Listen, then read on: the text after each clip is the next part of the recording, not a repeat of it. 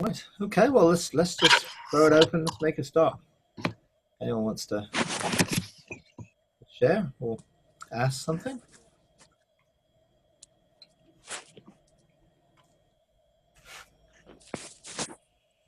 Mike, you um not this Sunday but last week you talked about frequency and um is it different for everybody how to raise their frequency the way they can practice how to raise their frequency? Um, well, I think there are lots of different ways to see frequency. If you see that essentially all matter is vibrating at a particular frequency. So energy, matter, E equals mc squared, all that stuff is really sort of saying that certain frequencies of matter, energy are interchangeable. They can be changed from one to the other. So spiritually, we are designed to be in balance, in harmony, both within, to be whole, and to be connected to creation, bringing creation itself into a balance within our sonship. So, personally, if we are, in a sense, sick, ill, physically, mentally, emotionally, in any way, out of balance, out of sync within ourselves, then we may have a low frequency or a lower frequency of vibration. And that's an indication that we're not whole. And those frequencies, whether they be physical frequencies of the body, an organ, part of our body, or within our mind or emotions, can be rebalanced. And we see that God Himself being the highest frequency, I guess you could say, if you think of it as energy, spirit, uh, and light, and God is light. Therefore, God would be the highest speed of light, of creative light, and therefore, God Himself, is love, and the highest frequency would be a manifestation of His character. Obviously, he doesn't have a physical body, but he does. He is a spirit, and he is light. So, and he's love. So, all those things are connected. And so, when we engage God, the law of resonance, which is a sort of a quantum physics type law, says that a higher frequency can entrain a lower frequency. So when we begin to connect to God, it begins to change us because it begins to align our frequency with His and elevate our frequency to bring us wholeness. Jesus, being the Prince of Peace, in a sense, is when we come and engage Him, we behold Him, we become like Him. It's all sort of tied up into this entrainment. And entrainment is where one thing can be brought into alignment with another, and we can use things that God has created to do that, as well as engaging just the spirit of God Himself. So people are using obviously oils, which are essential oils, which are sort of pure oils made out of various natural products, plants, and I think they're obviously looking to make them in as holistic way as possible in terms of an organic way and not having them contaminated with anything. And then those pure essences of oils carry a frequency, and particular oils seem to have an effect on certain things. Um, and they can help release toxic emotions, unveil things, make it easier for people to connect. My wife is doing a course at the moment, Carrie Browning's course in learning how to use oils in releasing toxic emotions. A number of people here are already trained in that. Also, we're using crystal bowls, which carry pure quartz, and they carry a frequency. When you release them, they vibrate, they resonate, and they can engage the body and the mind, spirit, soul, and touch that with the frequency on the sort of the carrier wave of what's being released as a sound. And we know obviously sound carries with it the ability to touch our emotions. We know music can touch our emotions, bring sadness, the blues, bring happiness, also bring emotions in lots of different ways by touching into memory and various things. So I think we can use those things. Our words carry frequency, both negative and positive. They containers that are not just empty, but they can touch us. Someone just says a word and it can both, again, make us happy, could make us sad, can make us angry. So within that word, there's the ability to touch into our thinking, into our emotions, and trigger something. So I think that can be done positively, and also it can happen negatively. So we can find that what works for us is the main thing. I think, because I think there are so many different ways of looking at frequency, how we're connected to the planet itself. People talk about grounding. When you're sort of touching the ground with bare feet, there's something about the frequency. I think they call it Schumann's frequency, which was the whole frequency of the planet, which again we can connect to and be in balance or be in harmony with. Now, as sons of God, of course, we're supposed to bring government and rule. So there's a sense where creation should be responding to us, to our frequency, to our sonship, to our light, whichever way you want to put it.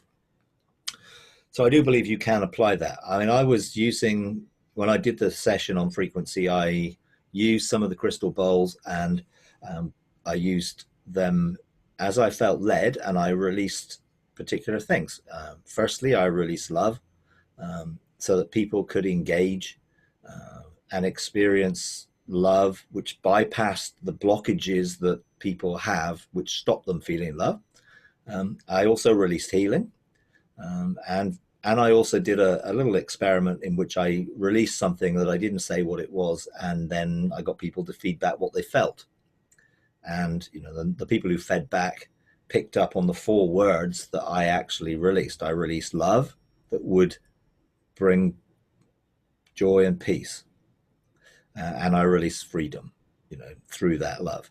So, and those were the words that people said, that responded. Now, whether other people felt, I didn't know how to react. Some people used tranquility rather than peace, but essentially they felt something, because the intent that I was releasing was carried on that wave of sound and began to resonate within them, and they began to sense something.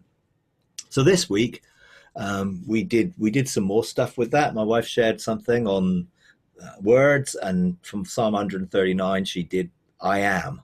The name of God being I am, and therefore Psalm 139 says a lot about God creating us and making us and how he feels about us and all those things. So we threw it out to the room.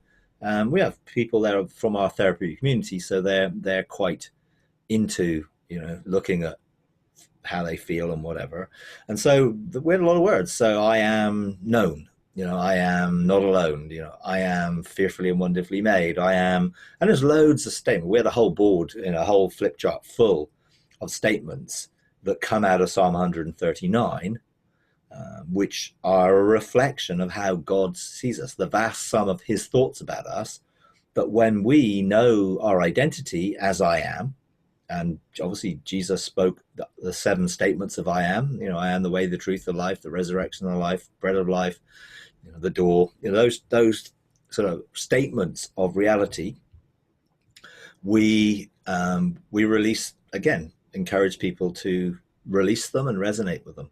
And one guy gave a test to me, actually. He the previous week, when I released the healing frequency, he said that he had problems down one side of his body, being numb and having pins and needles a lot, and being sort of desensitive.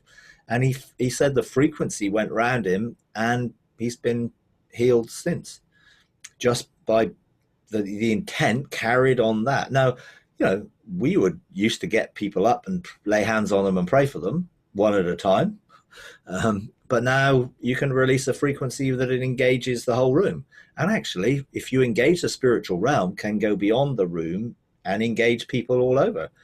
How did Jesus heal the centurion's servant when he wasn't in vicinity of him?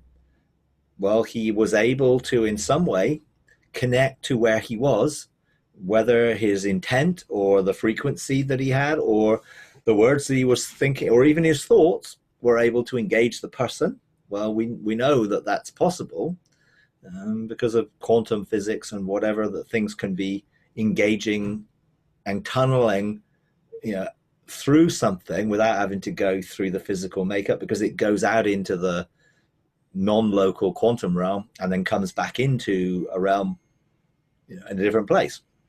Hence, we can relocate and translate in the spirit using the same basic premise. So, also Paul imparted something into handkerchiefs, aprons, and they were taken from him to another location, laid on somebody, and something was released from that. We would say the anointing, but that's a frequency and energy that actually then was released. The same can be with sound.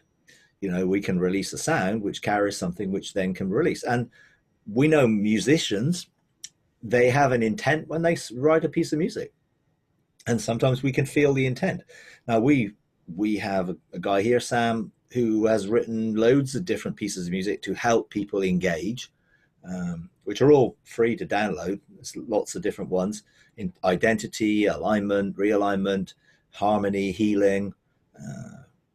Recently, we just did one for the last conference we did at the weekend, which was On Earth as It Is in Heaven. He wrote a piece for that, which is all written with the intent. He did a piece called The Father's Heart, and he spoke and imparted into the music that he was writing and recording the ability to engage somebody when they listen to it.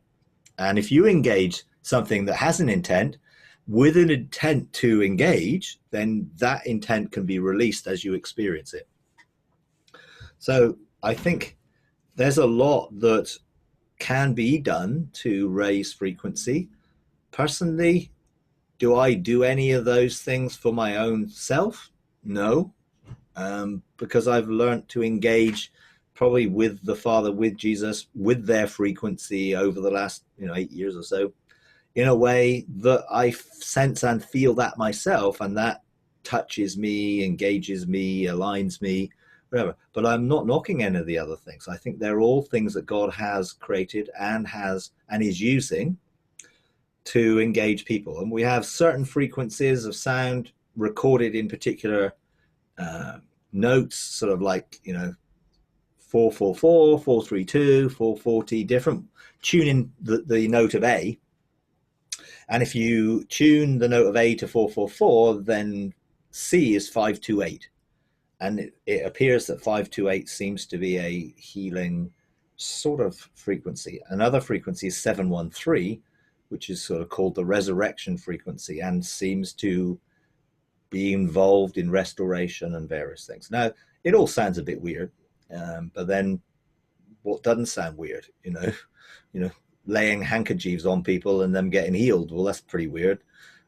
All sorts of things are from a mindset weird when you don't understand them or you've never experienced them. But I believe God is using that revelation today to bring people into wholeness, and is part of helping engage. Now, I led an exercise again on Sunday in which I deliberately played two of the bowls together. And as I played the bowl together, I encouraged people to allow God to walk into a memory or a trauma or a situation that they perhaps had forgotten or don't want to remember, and walk into it and connect with them and unveil to them the things that perhaps may be hidden that need to come into the light, and that Jesus would walk into their past and engage them.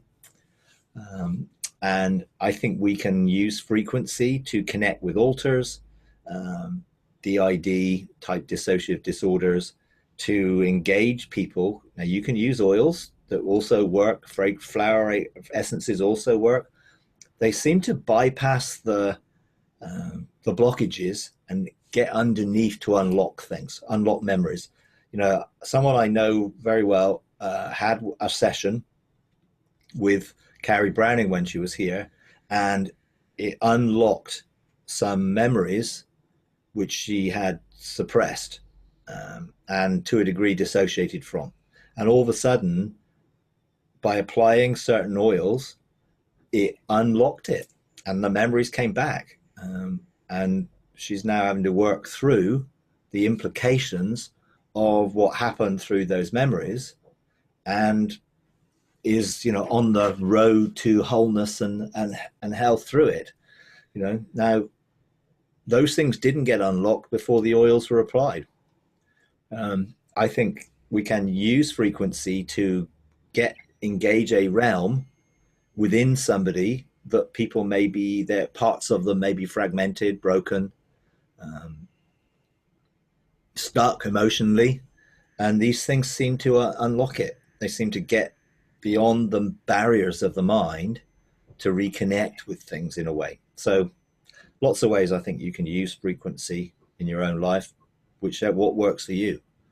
You know, I you know, really, that's the thing. So you gotta just try and see which one works. And before Well, I I don't know. go there. I mean, just ask God, basically. I mean, you know, Okay. if ask him if there's anything particular he wants you to engage with, you know, and you know, see what effect that has.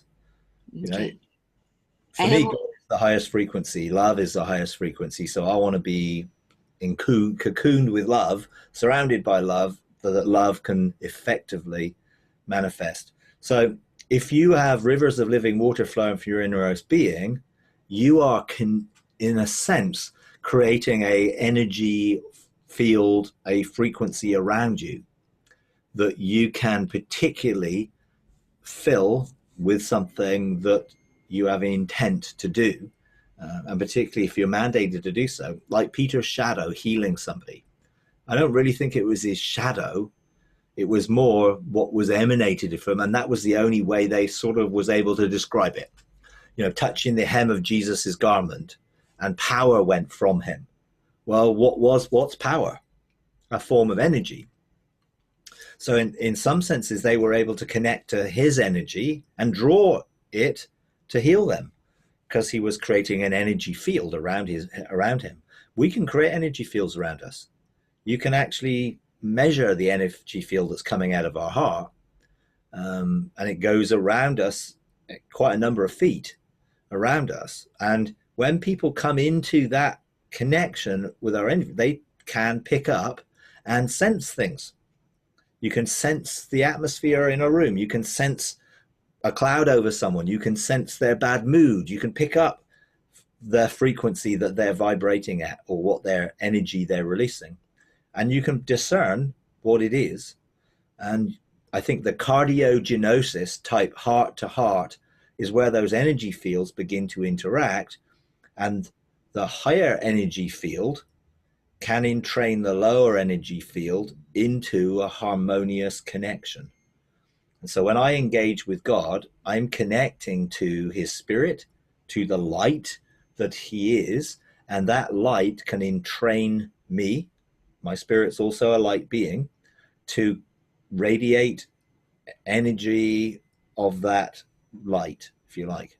I think there's a lot in it, really, but I don't want to make it complicated by introducing a lot of things to it that can take away from the simplicity of engaging with Father, Son, Spirit, and sensing and feeling the love and the atmosphere that they bring, and then allowing that to go through us, and creating an atmosphere of love around us, or an atmosphere of healing or joy or peace, whatever those things. And being a source of that into the world, that the world then can sense the presence of God and feel his presence because they're feeling it through us. You know, we are Jesus's body on earth.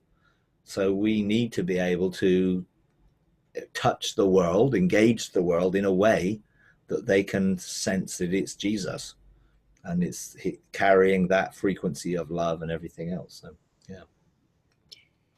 One more question about you know, like New Age people, they have a lot of different Sabbatical frequencies. And I was talking to Dell about this. When they recorded that music with their intention, when others, like either even Christian, listen to it, the frequency recorded is kind of defiled, or because their intention is not of God. So she was saying, unless it's re-recorded with a different intention, you are not able to restore that recorded frequency. Is that Hmm. correct? Well, if someone has an intent that they've imparted into a piece of music, no, you can't change the intent. You can not receive the intent because you can sense the intent and you can block it. But she's right. You can't. A piece of music can be neutral. It's the intent that's imparted when it's recorded that's carried within it. So yes, if you re-record it, you can change the intent. I mean, the same thing would apply to anything. Someone says something, and they may say similar words, but one carries an intent for harm and one doesn't, and one can have a negative effect and the other doesn't need to. So I think there is a sense where, yes, if you want to, but why would you want to use someone else's music when you can, make your own, in a sense. I think solfeggio scales, I'm with Dell Hugerford on that, in terms of all of a sudden these things came out. These were the ancient things. They really aren't. They are, if you know musical theory, which I don't, but I've looked enough of it and talked to Dell about it. She obviously is a music graduate, so she knows what she's on about. Those scales weren't the ancient scales. They are modern scales which have been developed and they have been used, and they can carry an intent if you use them that way, but they don't in their own right have some magical quality. And I think that's the key to any of these things. It is how we engage them. And if we engage them in faith, I think there's something that our faith activates within something, which is why it's so much easier to engage with people who are hungry and are seeking and are engaging themselves in the spirit. So when people engage something, you can engage with the intent that it was written, or you can engage a frequency and engage with a desire, which will activate an intent. So 528 as a healing frequency, if I engage it in belief for healing, then I am likely to receive more than if I don't engage with the faith for healing. And I think there is some things here where there is also a psychosomatic thing that goes on, that when you engage something with intent and in desire, even if there was nothing in it, it can still actually have a positive effect because your desire is activating the frequency. So, that's what they do in trials. They give placebo pills as well as correct pills in drug trials, and then they see the result. And they always see a statistical, evidential percentage of people who had the placebos who actually get better, because their faith is actually activating the effect in them, even though there is actually no chemical, but faith activates and their hope activates because they're engaging it in a different way from others. And some can receive the actual drug and obviously have positive effects. And even there, I think when you do that and you engage it by faith, it's much more likely to be a positive activating of something, whatever you do in this thing. So yeah, I would say in all of it, look, don't make anything a formula or formulaic in its way. If you engage by faith and you engage that which was within God, within something, you can engage through it. And that would include any sort of frequency. The same thing of, I know I've gone to pray for people at times in the past, laid hands on them, and immediately got the bounce back from what I was trying to impart. You know, the anointing came back on me sometimes, and I could hardly stand because they were blocking it. Whatever was going on with them stopped them receiving. Therefore, it came back to me, and I learned how to really sense that, and you could feel the thing coming back because it wasn't getting received. So the reception of something is really, really important. So if someone receives a frequency, then that reception can actually create an activation of the frequency to be positive in their own life.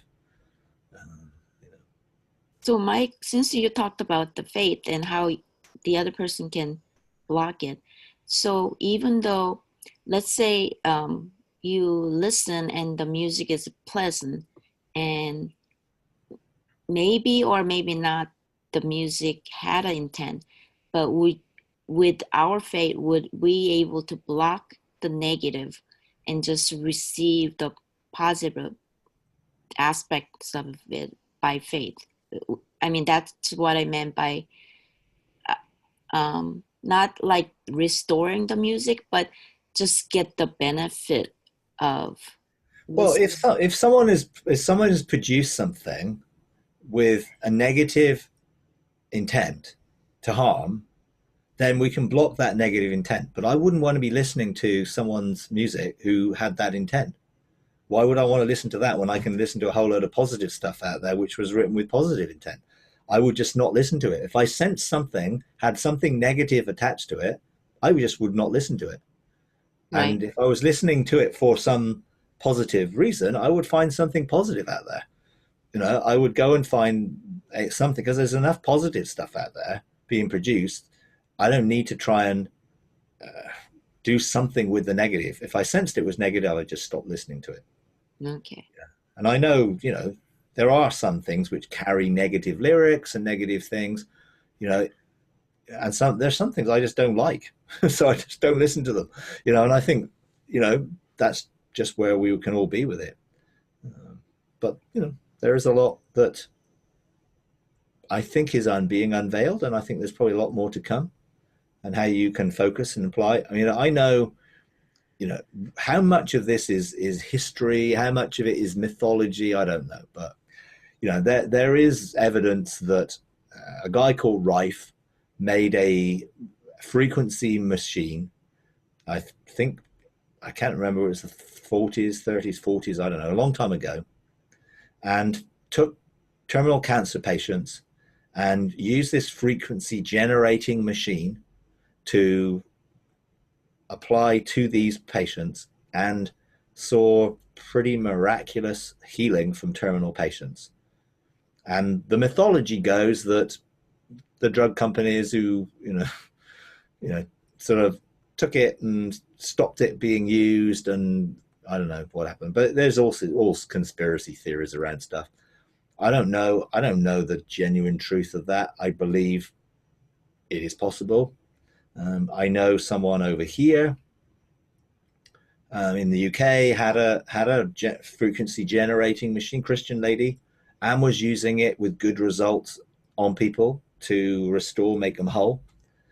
You know, so I think there's a lot which perhaps I'm not into conspiracies, so, you know, but possibly. But you know, yeah. I have a friend who has one of those machines that he in Portland, and his wife recovered quite well with from you know, a death sentence in cancer. Yeah. But she died from something else that wasn't related to that. So he really is convinced that he turns it on every day, and there's a dial that dials in different. They have a whole book of different you know, physical problems you can dial into. So he's really convinced it's the real deal. And there's a place he goes to that does that. You go into a room and you can dial in what you need. Huh. I mean, I don't have an issue with the potential for that. I know some of it, again, I think it is more effective when people engage it like that. They're positive about it and they engage it, and therefore there's something that activates when we engage something in faith, that works, um, which may not be as effective in those who don't. So I don't think it's just as simple as the frequency itself can do something irrespective of any person. I think there is a sense where our engagement does it, help. And I think Jesus talked about that, that people's faith made it possible to heal that better. I mean, he talked about the people in Nazareth, his hometown type of thing, well, not really getting much healings there because they really didn't, because, well, it's just Jesus, it's Joseph's son, and it's almost, oh, well, it's just an old frequency, there's nothing really happening. And I think there is something about how you engage it or how you connect to it. But I do believe that frequencies can be, affect us. I mean, people like Tesla and Einstein, who are pretty, famous scientists and inventors and things, they had a lot to say about frequency.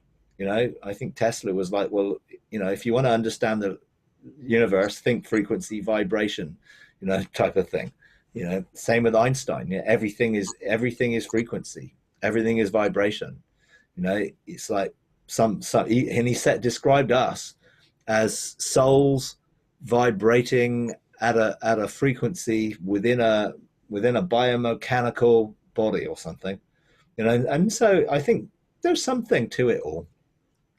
Now, do the drug companies who are peddling chemical solutions want there to be free solutions?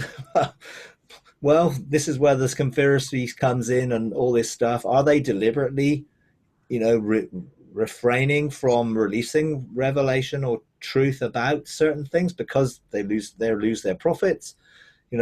There seems, obviously, drug companies are powerful lobbyists, and there seems, even in this country, there seems they do make a lot of money.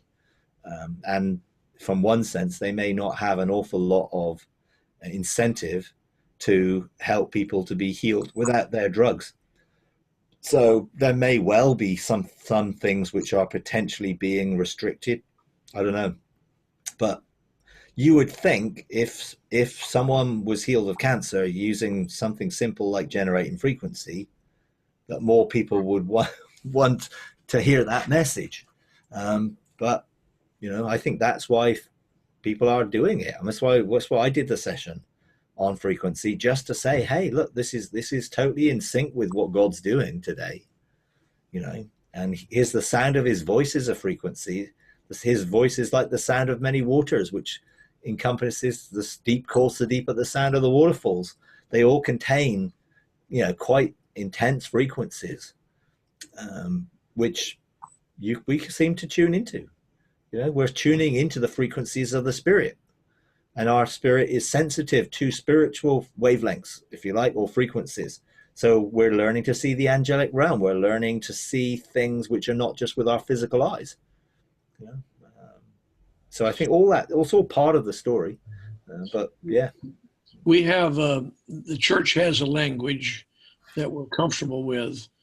And I'm just reflecting on what you said a minute ago. When I, traditionally call people forward, we have a line, they stand in front of us.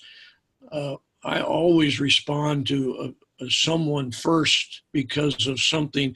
And we refer to it as the Spirit leads us, or we feel drawn. But what you're referring to is they're open. Yeah. There's something coming out of them that draws me. So I go to them, that opens up the whole healing line, as we say. Yeah, because what happens to them inspires other people through their testimony. Wow, this works, and it does work like that to a degree. Now, some people would say, well, that's just manipulation or psychosomatic stuff, but it's connecting, it's discernment, it's connecting to the spirit, and some people do the opposite. They go to the hardest person first. And if they can actually see the hardest person break through, then everybody can break through. So there's all different ways of doing it. but I think it is being led and directed. And when you pray for someone, when I used to pray for someone, I could feel something in my hands, and they could feel heat, energy. I remember praying for people on the streets, and I prayed for one lady, and I touched her, and she said, you've got healing hands. And it was like, well, and I said, well, what do you mean? She said, well, I felt the heat coming from your hands. So I think, okay, so it is something tangible. Well, energy is tangible, isn't it? It's just directing it to touch somebody in a particular way. Yeah. On a slightly different subject, a question. Dealing with some different sicknesses that have come into our life, our world around us. How do you take a sickness or someone that's sick before the throne and petition for them? Do you have a process you go through? Yeah, if you're talking about engaging them in the courts of heaven and finding out sort of some of the blockages, that type of thing, dealing with it, I think I personally feel that the whole process has effectively become a little bit formulaic, and almost like there's an expectation of automation with it. Great, we can take someone to the court, we'll get a verdict, and they'll be fine.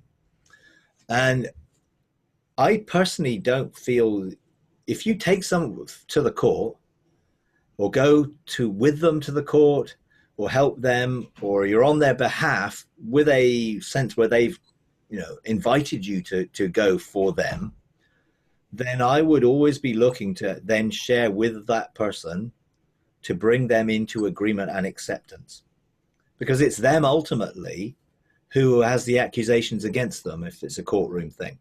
So if it's a sickness issue and there are generational accusations, genetic accusations, sin accusation, whatever they might be, and that person does not come into agreement, the fact that we might have wanted them to be in agreement isn't going to cut it, really. They have to actually come into agreement themselves. And therefore, if there are things there what they were doing, they need to stop doing them, or change their thinking, or change their words, or their negativity, or whatever it might be that contributes to any situation. We could heal them, but they just get it back if they don't change their lifestyle. So I think there's an agreement that's necessary if you're going to really find success in ministering to other people. If you go in there on behalf of yourself, you have every right to receive the verdict, because you have to deal with the accusations, you have to accept them, you have to deal with it in that way. You can't do it in the same way on behalf of someone else. Personally, I don't think so. Even if they're in your sphere of authority, I can't manipulate somebody or control them into something that they don't want, or they're not willing to come into agreement with. So I think there's a limit to what you can do. You can prepare the environment, you can look to create an atmosphere where something would be more successful in. But ultimately, if there's an accusation against somebody, I think we need to get those people to agree with the accusations themselves and work it through. That's not easy, obviously, if they're not agreeable. I remember we ministered to someone here. They were in hospital, terminal, basically, and we did a court case as the bench of 12. Of course, they were in the church, so we felt that we had authority to bless them, which is what you're doing. And we went through a court case, had loads of accusations, dealt with the accusations on their behalf because they were in a ICU and couldn't. And then they were out in 5 days, which was a miracle, because, I went into their room with the verdict in the spirit and rebuked death. And some people went in the next day and actually physically prayed with them. They were out in 5 days, which was a miracle. But then when the relationship with them, we had to address the issues of the accusations we dealt with, they didn't want to know. Didn't want to go there, didn't want to accept them, whatever. And so much so that they couldn't even stay in the church. Whether they felt that people would be looking at them through those accusations, I don't know. But they didn't deal with them. They ended up sick. They haven't died, but they certainly are not well, and they can't walk properly. So if you don't change, if you're not willing to embrace, yeah, that was been my lifestyle. I've said negative things about myself. I've been negative. I mean, unforgiveness. I'm in. If I don't change, if unforgiveness is one of the accusations, I can accept the accusation, but if the person stays in unforgiveness, they're not going to be free. It will be an open door for the enemy to continue to plague them with sickness because of unforgiveness. So there has to be a response, I think, and an agreement for it to be really effective.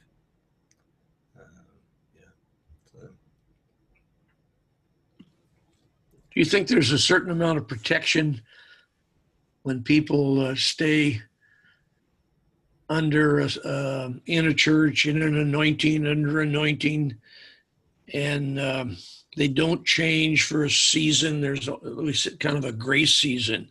They stay in that position, yet they're still in a pretty good shape until they're confronted with change. And when they don't make that change, then seems like the hand of grace is lifted, and the effects of that, what you just repeated there a minute ago about when they're confronted with it and they don't change, then grace is lifted from it or something. I think that's something which could be possible. I mean, I wouldn't want to formularize it in the say, well, God always does that. He always does it. Sometimes it doesn't happen that way. Sometimes it does. I remember praying for someone. We did a healing evangelistic tent meeting once years ago. And there was this lady came in and people prayed for her. I prayed for her. I mean, she walked in with a stick, crippled, really arthritis, really bad. Walked in with her stick and went out wheeling her stick around her head, completely whole, completely healed. We followed it up by going to see her, knocked on her door, said, "How are you doing?" And she didn't really want to talk, but when we asked, what's going on, she said, "Well, if I get benefits from being sick. If I wasn't sick, I wouldn't get all this money from incapacity benefit and this benefit. So we want to keep it quiet." Well, within a short period of time, she was completely back where she was before, because she was wanting to deceive people. Well, actually, now if you're well, go to work. You don't need benefits. You don't need this if you're well. But she didn't want to go to work. She wanted to, and it didn't work. So eventually she got back to where before, and she's walking with her stick and everything else. So, it is a thing where, I think you can't manipulate it. And although she was genuinely healed, I mean, I saw her walking across the field. I mean, she was, but then the reality was, this could affect me financially. Maybe it's better if I, it's almost like, well, you let all the things back in and the doubt back in and all that comes back. So, yeah.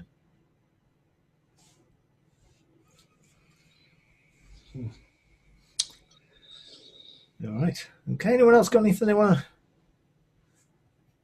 to share, talk about?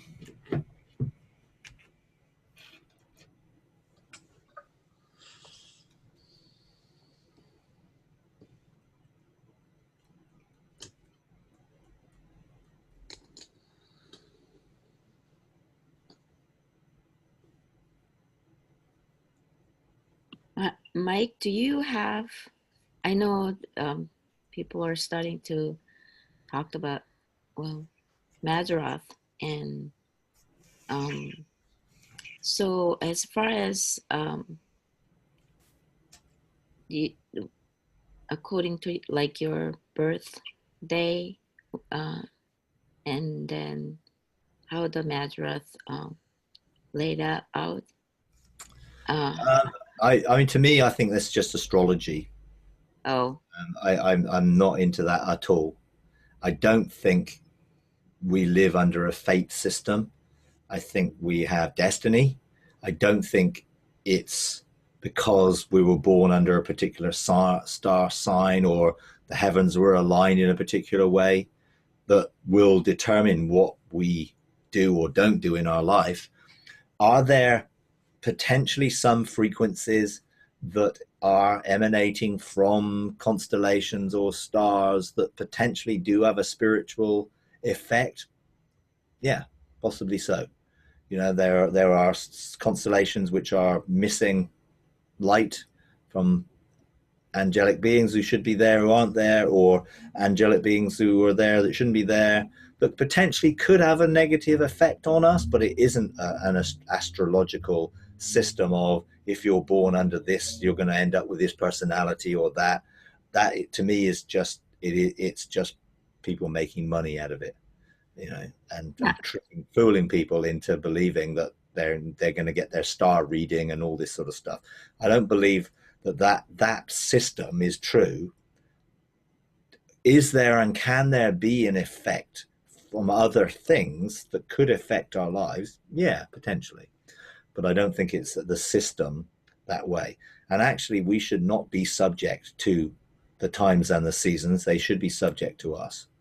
And therefore, we need to learn how to rule and govern in those things and not be affected by them. Right. And that's actually what I want to focus on, not get affected by it at all, but to rule and reign like Issachar knew the time and seasons. And is there a way for us to engage better at that? Yeah, there is. I don't see how the Issachar became,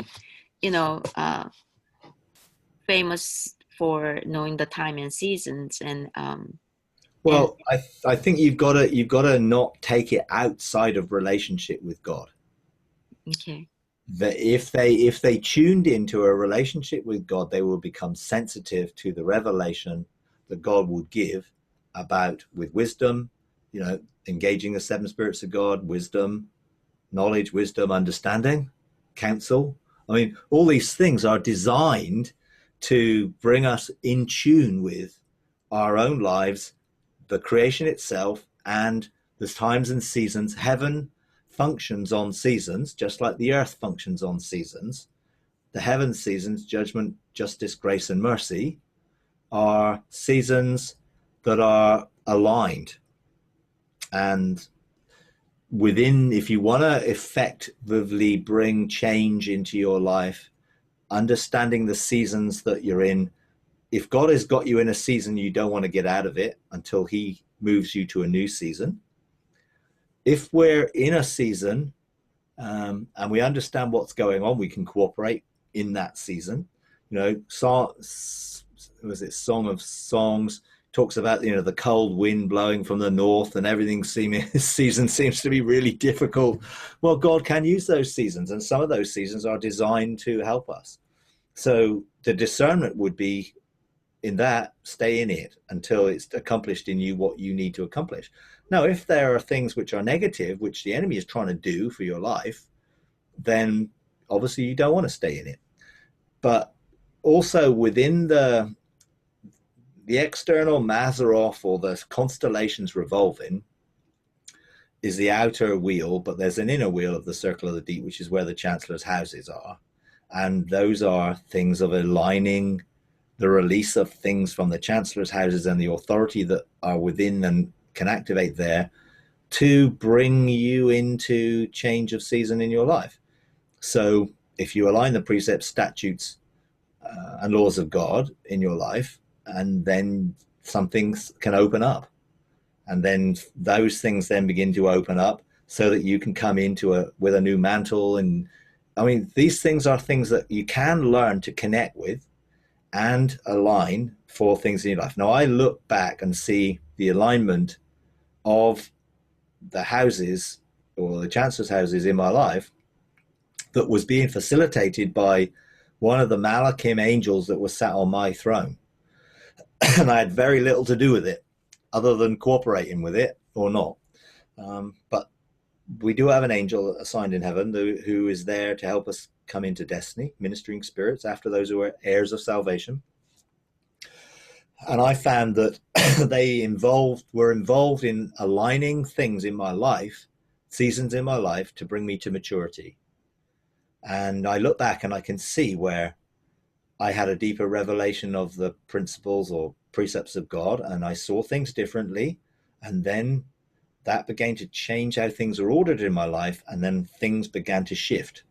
And then it opened up me to come into a new season of authority or a new season of grace. Then I found that then that gave me new abilities, and I had new gifts, and I was able to function that way, new weapons or tools, if you like. And eventually that gave me a position where I was commissioned into something new. And I found that I could see those cycles that operated in my life. But now I can actually see that. I know how to do that myself. So whenever I sense God is moving me a shift of season, I will engage and align those chancellor's houses, because it will affect the culture of my life and the affairs of my life, and the resources of heaven will eventually be released for me to be fulfilling that season. So now I can actually actively engage in that. I can go to those chancellor's houses. I can receive revelation. I can receive a new mantle. I can receive scrolls. I can receive discoveries, all sorts of things for what I'm going to need in this season. That could be discoveries of truth, revelation, deeper things with God, other things that then are then applied to my life, which then enables me to see change to the culture of my life, to the affairs of my life, and to the resource. And eventually precepts and statutes meet, precepts and precepts meet again, and the circle is complete. And then I can move into a new season or stay in that season for as long as I need to stay there until the next season comes. I have learned to be able to do that. But I saw it as patterns. I went back to 2008, and I looked at my journals and I looked at my life from the experiences that I had and certain key encounters which stimulated this circle. My engagement with the Firestones was the first one in 2008. This started this cycle. Even though I didn't know that this was going on, I can look back and see how that encounter brought me a depth of revelation of the fruit of the Spirit and the love of God. And then I saw the world differently. I saw my own life differently. I saw things from a different perspective, a heavenly perspective. Then that enabled the things to be ordered in my life, which opened up opportunities. And then, things started to shift. I could see that. And I saw that over a number of different things which actually went through that cycle. Then I was taught how to do that, how to use that cycle for my own life, but also for wider things. And I'm now have that revelation. So yeah, there are ways in which you can engage heaven to facilitate the things and seasons that God is wanting you to go through. And what he said to me is the bigger seasons of judgment, grace, judgment, justice, grace, and mercy, which revolve in an annual process in terms of each year. Actually, there's a larger, everything is fractals. So there's a larger picture to that, which is we're in multiple cycles which actually make up one season. So from 2012 to 2015, we were in a cycle of judgment for 3 years. And from 2015 to continuing, we're in 2018 now, we're in the cycle of justice. And that's made up of 3 cycles of yearly cycles of judgment, justice, grace, mercy. So even within the larger cycle, you can still have wheels within wheels cycling. So I might be in a season of justice, but I might need grace, and I can administrate that cycle in my own life and in other things. And I believe we are being prepared to move into a cycle of grace, which will be an increase in our capacity to see things change and to facilitate change in terms of restoration that's coming. And how long that will last, I don't know. And then there'll be a season of mercy, you know. So it is something that I do believe in seasons.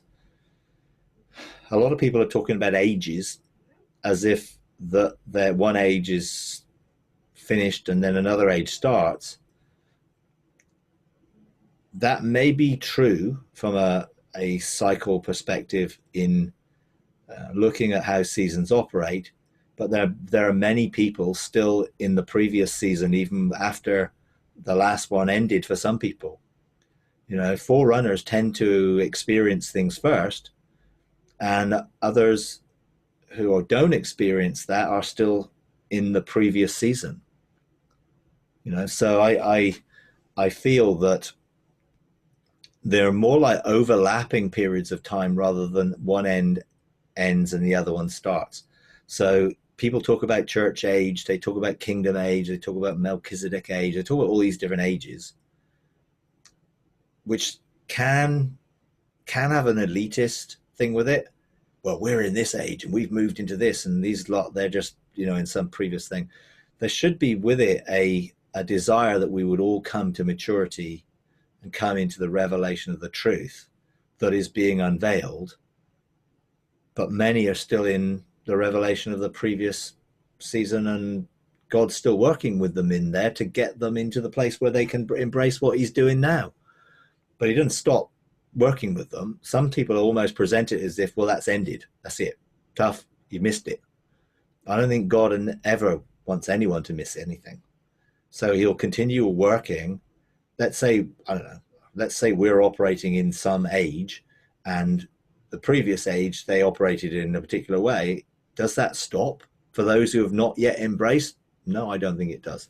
So I see, and this is the revelation I got in 2010, was that there were periods of time that God's working. He continues to do that to give people an opportunity of embracing what the next season is and then to embrace what the next season is. But he's still working with all those millions and millions of people who have not yet embraced even sonship or fatherhood or intimacy with God, you know. And that intimacy with me led me to go to the next season, which was change, transformation, in which I knew the love of God enabled me to allow him to change me, you know, transform me and take me through that process, you know, which then has taken me on to other processes. There are some who don't even know the love of God. They don't even know sonship. They don't know God as Father. Is he not going to be Father to them, or stop trying to be Father to them, or bring them into a revelation of Fatherhood? No, he still works with them, you know. And I still have all the capacity of the intimacy of that season of fatherhood still working in me today. It's not an excluded thing. It's an and plus thing. It adds.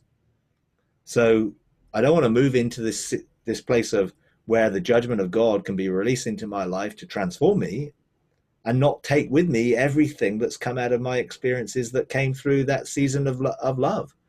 That is added to and builds upon, and that it becomes a stronger foundation. It doesn't stop, you know. So I need to bring with all that revelation and then add it to, and then add it to.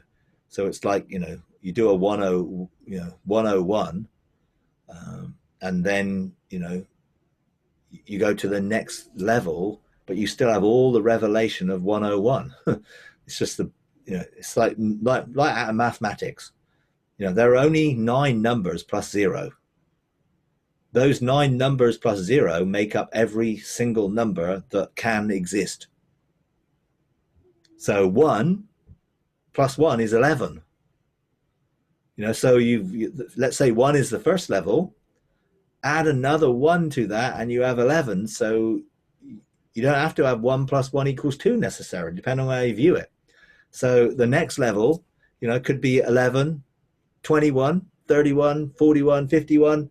because there's a addition to it, and there's a level that's added to it. So you still use the same numbers, and I think God is still using the same revelatory things that you still need to add. You don't want to go to the next level and lose the one from the previous level, because then you still only got one rather than 11 or 21 or whatever. So it's something which I think continues to grow and increase. And I certainly don't believe we should be subject to any external factor in our sonship. We are called to overcome and subdue and to rule. So our sonship enables us to rule and establish. But there are definitely things we can learn to discern, like the sons of Issachar, and know what to do. Now that comes from a relationship, not independence. The sons of Issachar did not know what to do independent of God.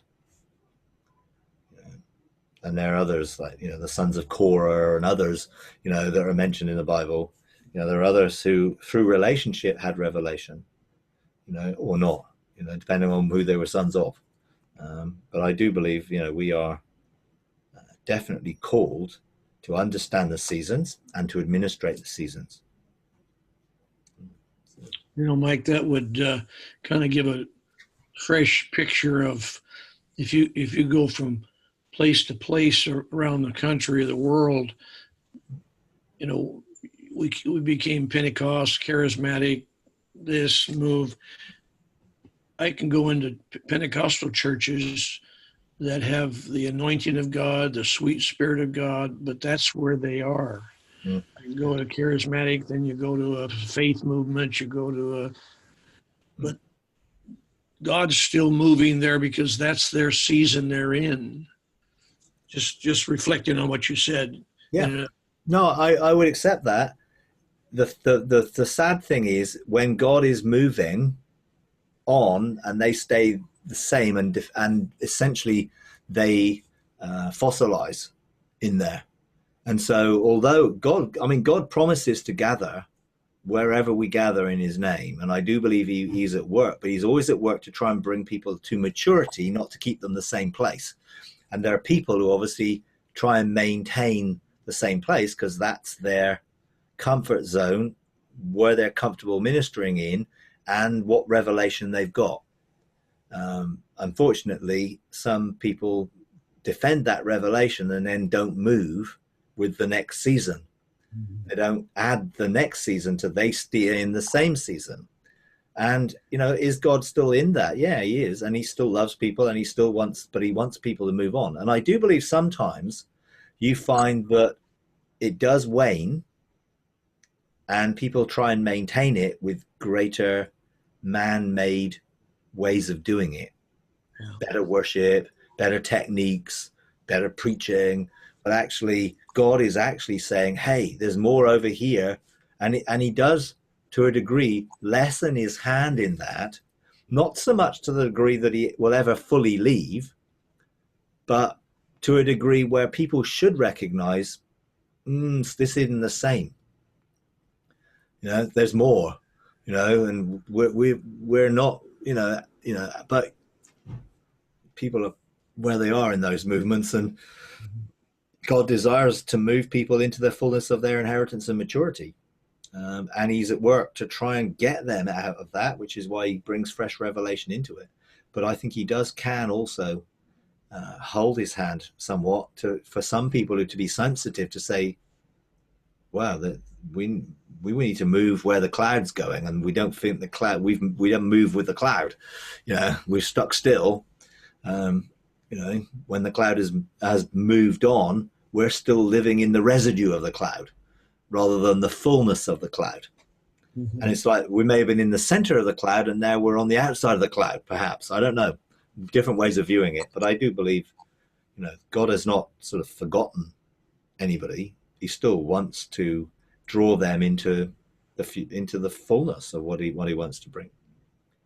So we got to be careful we don't, see them and treat them in a derogatory way because they're they're the past or they're the old and whatever, old and new. God does say, behold, I've done something new. The old things are past. But he's not going to abandon people. He's wanting to draw people to him, and you find that there's often opportunities that are given for those movements to move on, and sometimes they do and sometimes they don't. I mean, I think, there are some classic examples of that out there. I think the Vineyard movement would be one. When Toronto happened in 94 and these manifestations started, and the Father Heart of God, rather than embracing it, because it was part of John Wimber's ministry, but the old guard of the Calvary Chapel guys essentially excommunicated Toronto from the movement. And I believe that was God saying, here's something new, and that would have moved into something new. But they didn't respond. Even recently, a very well-known stream in the US, well-known guy went there to speak. He was invited to go to speak. On the basis that the guy invited him was, look, we need something fresh. We need something of what God's doing today. And he was invited to come and bring it. When he brought it, the head of that movement publicly renounced him and denounced him from the stage. That very day, a whole group of people, missionary group associated with that movement, left the movement. And half the people in the conference left and didn't come back because the way this guy was treated, because the other guy was like defending the old. And people saw it, and the opportunity to embrace change now becomes the opportunity that people will see there's something else and they're going to leave. God gave them an opportunity, just like the Moses generation. Cross over. Here's the good report. It's good over here. We can take this land. No, we're grasshoppers. Well, they all had to go through the wilderness until those who were responsible died off, and the reality of that wasn't God's desire, was it? He wanted them to enter in. If they'd entered in, everything would have been different, but they didn't.